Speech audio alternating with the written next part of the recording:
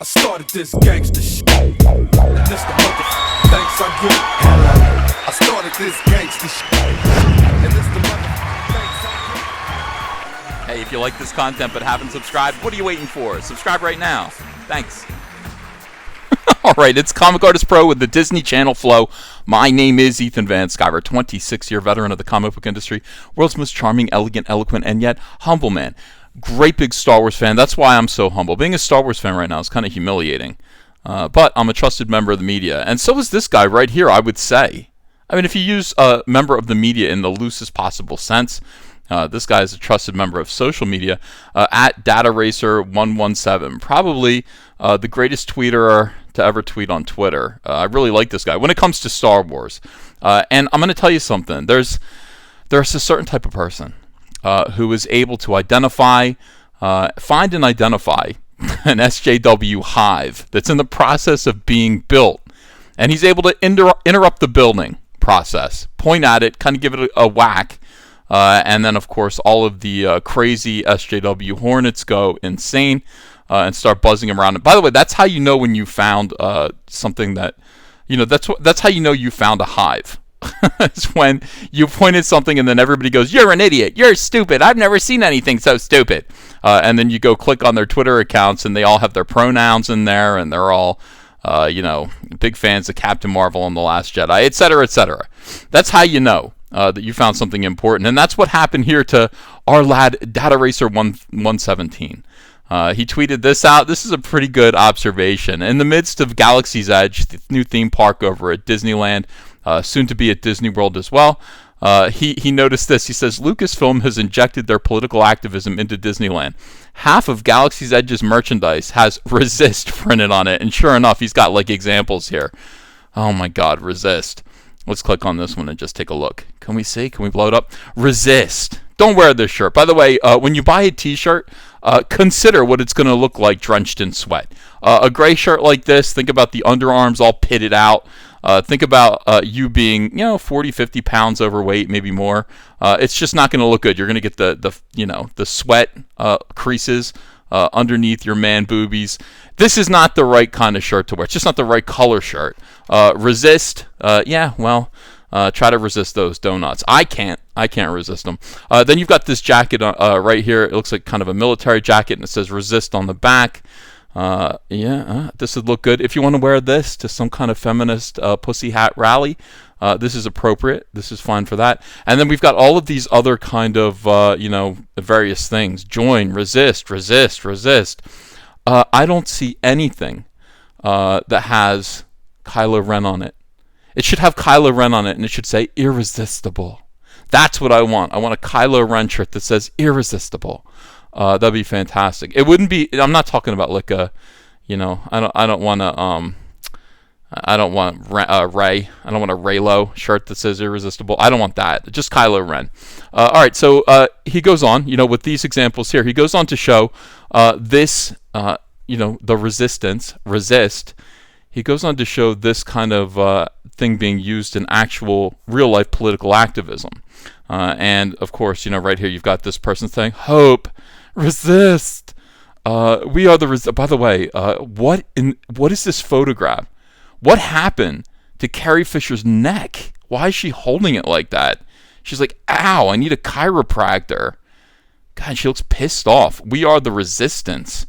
Okay, over here, more of this, more weirdos, more radicals holding signs with Carrie Fisher's picture on it, saying, a woman's place is in the resistance. I don't know, is that what we're calling the kitchen now? Carrie Fisher would be so proud, says Mark Hamill. Register, vote. Don't lay a hand on my health care, she says. Well, that's what I was, I had a problem with that too. They ended up laying a hand on my health care back in 2012. In any case, we are the resistance. Now, some people, and I think Data Racer is one of them, leapt to the conclusion that you forget the timing of things. Did Lucasfilm name the new rebellion, the good guys in their movies, after these weirdos, these pussy hat wearing weirdos that call themselves the resistance? These people who are resisting a democratically elected president, Mr. Donald J. Trump. Did they what is which came first? Which came first, the chicken or the weirdos? And the truth is that, of course, they were called the Resistance for The Force Awakens back in 2014, 2015. So it looks like this is all kind of feeding. One thing is feeding the next thing. But what's really insulting about all of this, of course, it's fine for the Resistance, for the rebellion, the new rebellion, to call themselves the Resistance, considering that this is all kind of a takeoff, a spin-off of the French Resistance, La Resistance. The collection of French movements that fought against the Nazi German occupation and the Vichy regime back in World War II. But that's being applied now. This is, in other words, the current president is being applied, is being compared to the Vichy France, which is pretty obnoxious and pretty tough. And all of this kind of circles back to Lucasfilm, and Disney, who are now basically making a political statement by allowing or promoting or I mean, I don't know. Did they make who approved these signs? Who said these signs are okay? They are approving of their images and their, I guess their copyrights, their trademarks being used to denounce the president. And I think that's pretty weird and sad. Now, looking back, of course, the original good guys in the Star Wars movies were called the Rebels, and I can understand how Disney, being kind of SJW, would have difficulty. That would be a tough pill for them to swallow, considering the close relationship between that word and its connotations during the Civil War. But then again, the stormtroopers, they are still the stormtroopers, and they were named after the Nazi regime. Overall, this is all pretty crazy, and because Data Racer dared to make this observation, okay, because really it is kind of creepy in context.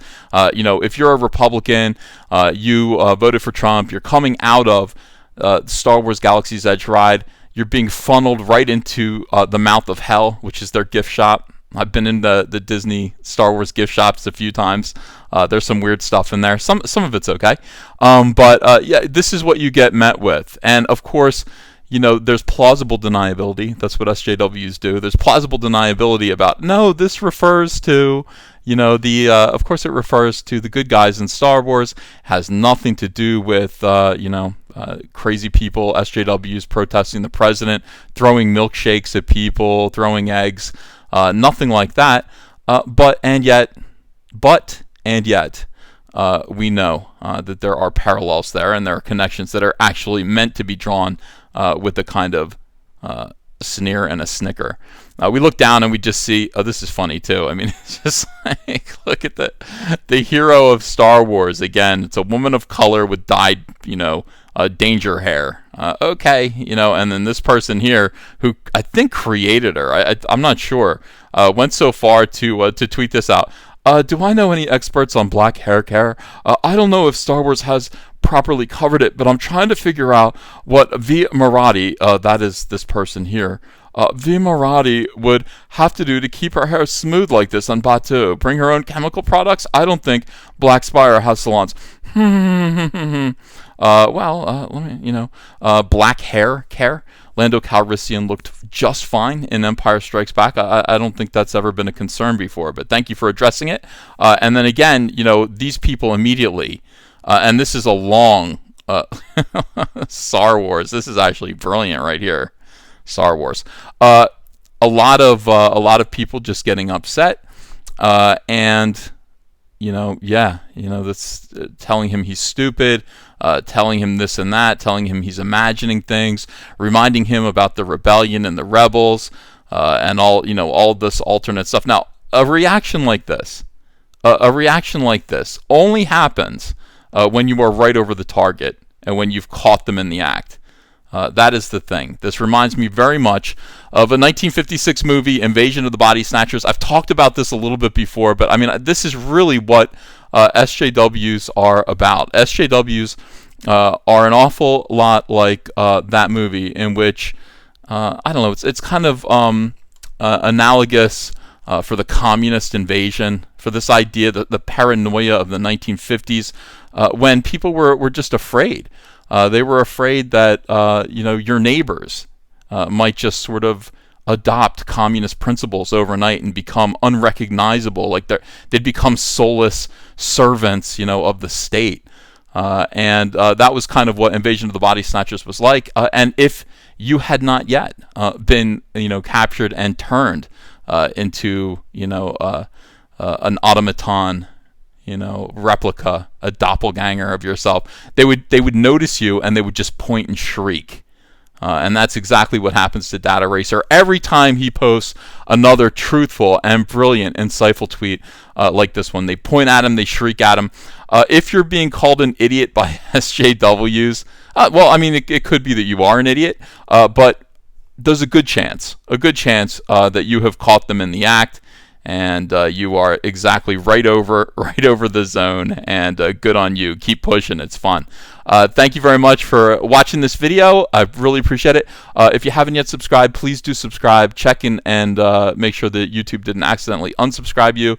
Like, share, and all that. And I'll be back with another Star Wars video later today. Thanks. Bye-bye. Hey, I got a P.O. box. Want to send me some mail? Send it to Ethan Van Sciver, P.O. Box 607, Marlton, New Jersey, 08053. And I'll probably open it up on the live stream. Thanks very much, everyone.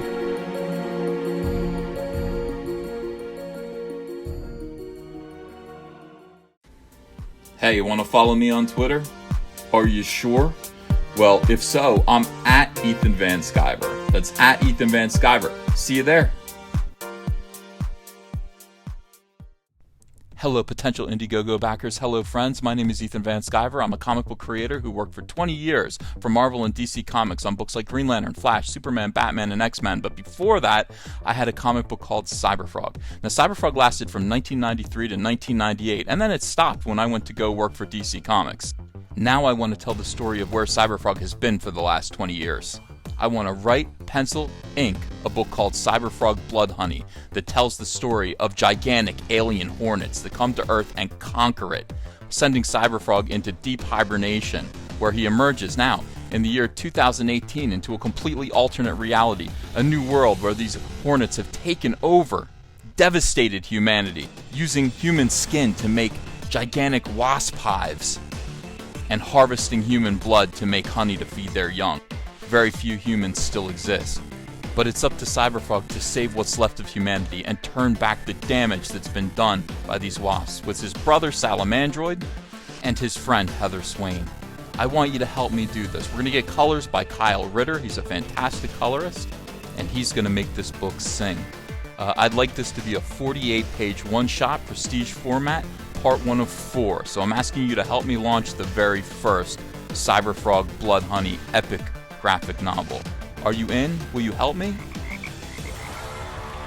I hope so.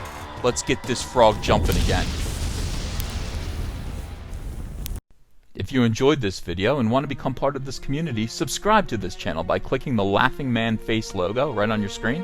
Ring the bell for notifications as well. You'll never miss a live chat. And stay tuned, another video by Comic Artist Pro Secrets is coming right up.